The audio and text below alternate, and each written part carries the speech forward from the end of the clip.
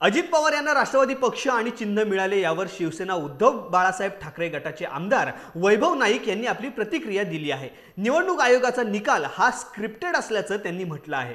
ते खरं तर ती स्क्रिप्टच तयार आहे भाजपची। आपला पक्ष फोडायचा आणि पक्षाचं आपल्याला पाहिजे असेल ते करायचं।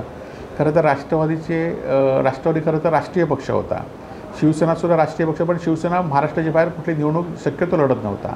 असं असताना मात्र राष्ट्रवादीच्या अनेक राज्याच्या जवळ 29 पेक्षा जास्त राज्याच्या अध्यक्षांचं पत्र शरद पवारांना होतं। असं असताना सुद्धा हा निर्णय घेतला, तो भाजपच्या ह्यानेच निर्णय घेतलेला आहे। नाशिक जिल्ह्यातील प्रमुख शहर म्हणून मालेगावची ओळख आहे। याच शहराला आता आमदार नितेश राणे यांनी मिनी पाकिस्तान म्हणून संबोधले आहे। यावर आता शिवसेना उद्धव बाळासाहेब ठाकरे पक्षाचे नेते आमदार वैभव नाईक यांनी आपलं मत मांडलं असून राज्यातील जनतेला संयम बाळगण्याचे आवाहन त्यांनी केले आहे।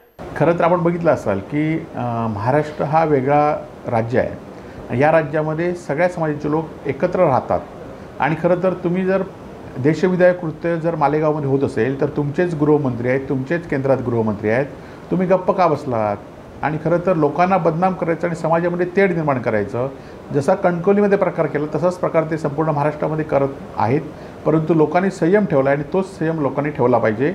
निश्चितपणे ज्यावेळी आपल्याकडे अस्त्र आहे लोकशाहीचं, ते अस्त्र आपण त्यावेळी उगारलं पाहिजे। माझी महाराष्ट्रातल्या जनतेला आव्हान आहे की तुम्ही या संदर्भात संयम ठेवा। हे तुम्हाला उठवण्याचा प्रयत्न करतायत, परंतु तुम्ही संयम ठेवा आणि निवडणुकीच्या वेळी हे अस्त्र आपलं दाखवा। उद्धव ठाकरेंनी सर्वांना भरभरून दिले, मात्र ज्यांना दिले तेच आज उलटे फिरले, अशा शब्दात शिवसेना उद्धव बाळासाहेब ठाकरे पक्षाचे आमदार वैभव नाईक यांनी मंत्री उदय सामंत आणि दीपक केसरकर यांना सुनावलं आहे।